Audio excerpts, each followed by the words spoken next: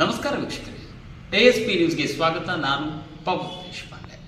ಮಲಪ್ರಭಾದ ಜಲಾನಯನ ಪ್ರದೇಶದಲ್ಲಿ ಭಾರೀ ಮಳೆಯಾಗುತ್ತಿರುವ ಹಿನ್ನೆಲೆ ಮಲಪ್ರಭಾದ ನವಿಲುತೀರ್ಥ ಜಲಾಶಯಕ್ಕೆ ಒಳಹರಿವಿನ ಪ್ರಮಾಣ ಹೆಚ್ಚಳವಾಗಿದೆ.